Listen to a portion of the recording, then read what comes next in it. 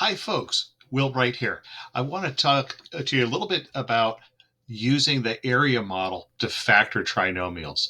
At this point, you've done a bunch of things, right? You've learned how to factor using greatest common factor. You've done some things with conjugates or difference of two squares.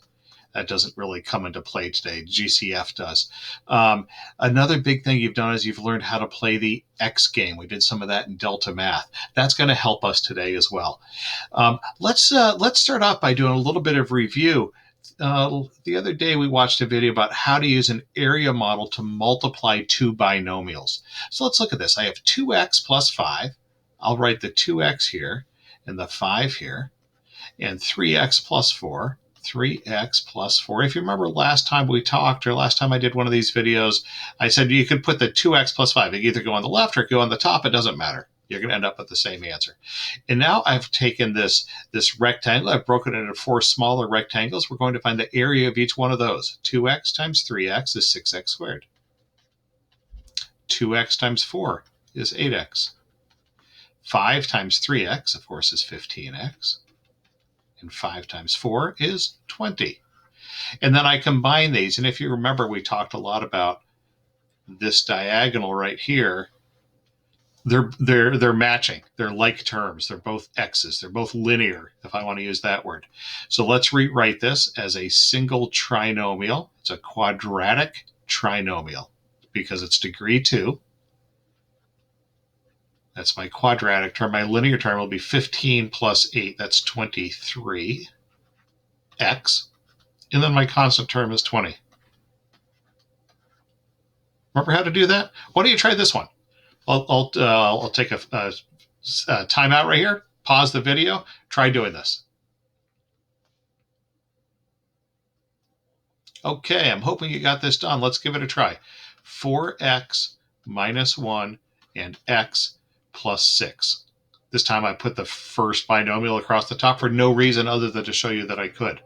4x squared minus x, 24x, and minus 6. All I did is I found the areas of each of those rectangles.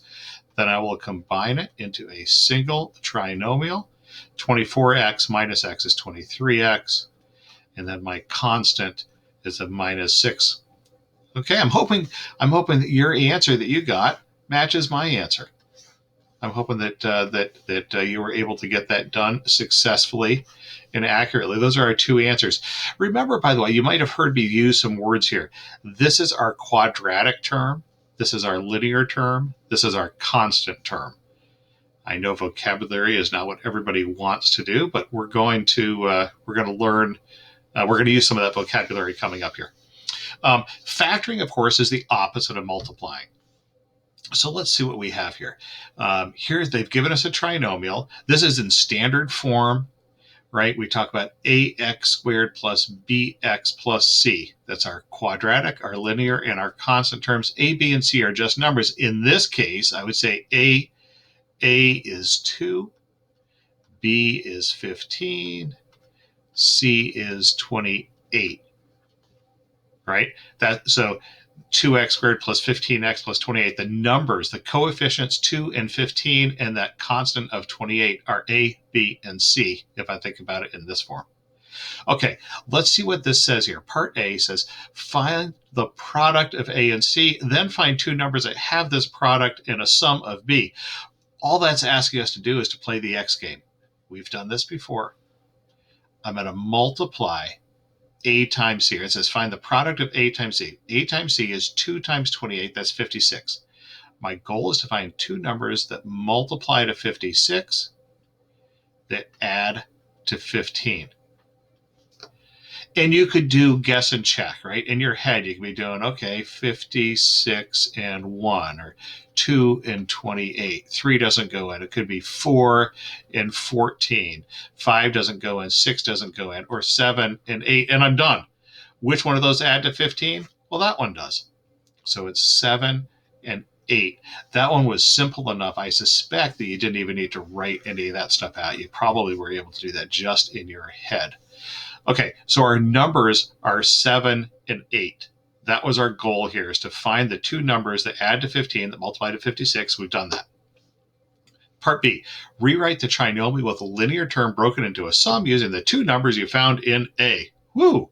This is our linear term, right? The middle term, the 15, right here, the 15. What they're asking us to do is rewrite this thing. I'm going to take 2x squared. Actually, let me just copy exactly what's there. 2x squared plus 15x plus 28. They're saying to rewrite this, but break the linear term, the 15, into the 7 and 8 we found over here. Let's just do this. 2x squared plus 8x plus 7x plus 28. All I did is I took that 15 and I split it. I broke it into two things added together, 8 and 7. Okay, let's see what we're going to do here. Part C, fill in the missing sections of the area model to get the two linear terms. This is the opposite of what we did up here. If you remember up here, we had 4 terms. We turned it into 3. Well, 3 terms became 4 terms, and the same way up here, the 24x and the negative x became the 23. I'm going to do the opposite. 8x and 7x are going to go into these boxes here. The X game told us how to break that 15 into two numbers here.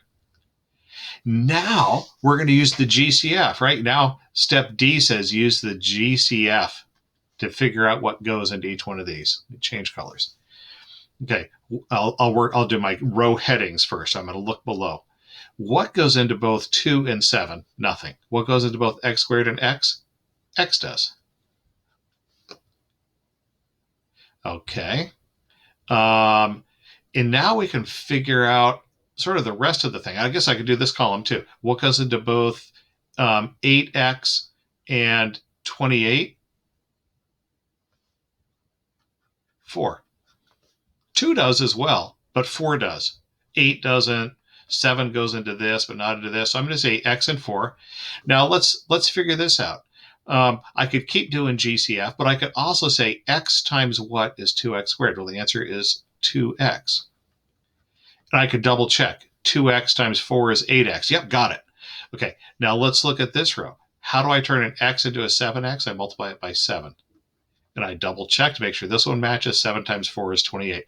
Good. So really what we did is up here, these review problems, we worked from the outside. We filled in the box. We filled in the area model. This time, we started with the area model, and we worked our way to the outside. We're done, essentially, because 2x plus 7 is one of the binomials, and the other binomial is x plus 4. All right, let's see how this works at other problems. This is a technique that works every time. It's a great technique. My hesitation with it is I've got to draw a box, and it seems like a little bit of magic to me about how everything works. But let's do this. This page here, if I look at this page, there are 4 problems. 1, 2, 3, 4, and it goes from easy, a little bit harder, a touch harder, to quite a bit harder. So let's do these 4 problems. And I'll start off by doing the first one, and I'll talk my way through it. These words and fill in the blanks essentially are asking us to play the X game. There's a 1 in front. 1 times 16 is 16. I'm looking for two numbers that multiply to 16 that add to 10. That must be 8 and 2. Those are my two numbers, 8 and 2. 8 and 2. They multiply to 16, they add to 10. That's what all this fill in the blank is. You don't need to fill in all the blanks. All you really have to remember is the 8 and the 2. Why? Because I'm going to put an 8x and I'm going to put a 2x. So the X game lets us find the two magic numbers. The magic numbers then let us fill in the details of the grid. Notice that the x squared matches this and the 16 matches this. The only thing that's different is we took that 10x and we split it into 8 and 2. Let's find the GCF. What goes into both x squared and 2x? Oh, x does. What goes into both 8x and 16? 8 does. And then look here. What goes into both of these? X. What goes into both of these? 2. Let's double check. X times x is x squared. Good. X times 8, 8x. 2 times x, 2x. 2 times 8, 16. Everything matches. We have our first answer. Factored form. Remember, this is really, even though I don't typically write it, there's a plus there and a plus there. So the factored form here would be x plus 8, x plus 2. If we were in the classroom, I would ask you to pause right now and try to do B. So go ahead and pause the video. When you're done, hit play and see if we got the same answer. Okay, I'm assuming right now you've got this done. I'm going to go ahead and do it quickly. This top part is asking me to play the X game. I want two numbers that multiply to negative 50, and add to 5. Oh, what could they be? How about positive 10 and negative 5? Okay, positive 10, I have to put an X on it, and negative 5. Some people forget to put the X on it. Don't forget the X. That's my linear term, right? 5X turned into 10X and negative 5X. Now I'm going to find my GCF. This looks like an X. This one looks like a 10. This one looks like an X. This one gets a little more complicated. X times something is negative 5X. This must be a negative 5 out here. Let's double check. Negative 5 times 10 is negative 50. That works. Factored form. We have X plus 10 and X minus 5. Sometimes I get the question, hey, Mr. Wright, could I write X minus 5 and X plus 10? Could I swap the order of these? Yes, you can. We can multiply in either order. This one I want to do. Why? Because it's no longer just an x squared. There's an a value in front. There's a 3 there in front, right? That's my 3. So when I play the x game, it gets a little more complicated now. 3 times 8, it's a negative 8, don't forget the negative sign, is negative 24. So I'm looking for two numbers that multiply to negative 24 that add to negative 2. Can you figure it out? I've got it. 6 times 4. Oh, but one's got to be positive, one's got to be negative, because I have an answer, it's negative. This is a negative 2, so it must be a negative 6. They've made it a little bit harder for us, because now we need to figure out where everything goes. They didn't do any fill in. 3x squared, that's going to go in this box. Okay. The 8 is going to go in this box. The negative 8 is going to go in that box. The negative 2x turned into negative 6x and 4x, that's going to go in these two boxes. And it doesn't matter which one I put where. Let's go ahead and do this and see what we get. So 3x squared goes here. Negative 8 goes here. These two, the negative 2x turned into negative 6x and positive 4x. That came right out of playing the x game. Let's go through the GCF process. What goes into 3 and 4? Nothing. What goes x? So this has got to be an x, I guess. And then what goes into this? I'm gonna put a negative 2 here.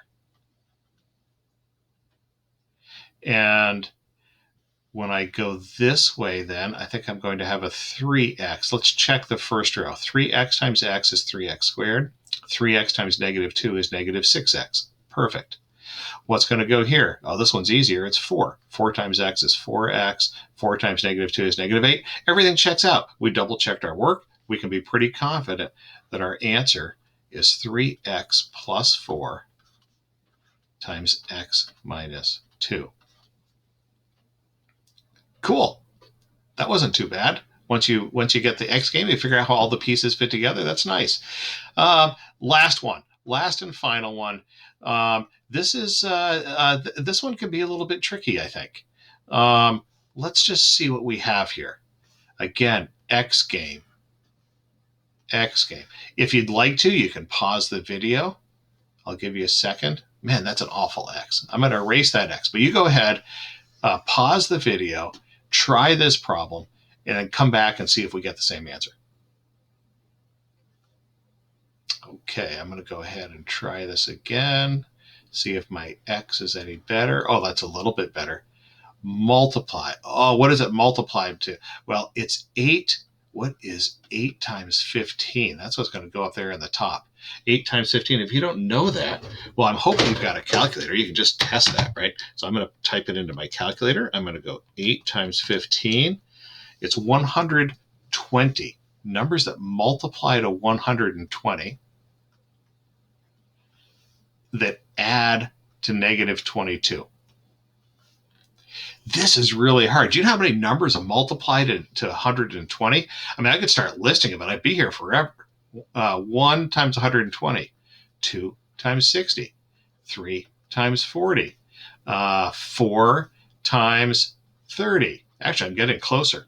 5 times what's 120 divided by 5, right? And so if you don't know these numbers right away, you could just you could check them like this. Let's see, 6. 120 divided by 6 is 20. So 6 times 20. I don't think 7 goes in. I'm doing on my calculator 120 divided by 7. No, I don't get a nice number. 120 divided by 8. 8 and 15.